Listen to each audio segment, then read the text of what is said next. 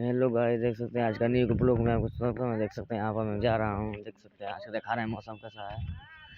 देख सकते हैं आज का मौसम पूरा बदली टाइप है। देखिए यहाँ पर उतना बोझा बना है पूरा गांव का। देख सकते हैं पूरा हवा चल रहा है इतना तेज। देखिए इधर हवा चल रहा है। देख सकते हैं बतिया रहे हैं। देख सकते हैं यहाँ पर काटना है। यहाँ पर देखिए देख सकते हैं पूरे यहाँ का नज़ारा देखिए कितना बढ़िया है। देखिए रोड पर पूरा इतना जा रहे हैं हम।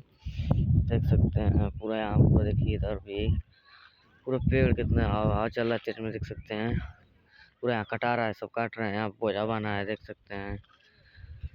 देख सकते हैं यहाँ पे घूम रहे हैं भाई साहब पूरा। देख सकते हैं यहाँ पे इधर देखिए भाई साहब साइकिल से आ रहे हैं। पूरा सुबह घूमते ही रहते हैं बस लगता है कि इधर देखिए पूरा देख सकते हैं। इधर भी देखिए पूरा काटा है।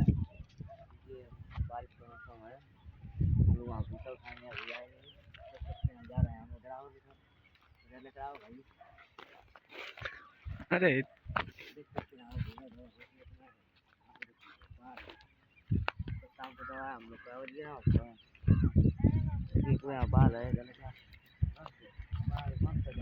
चल चालू है।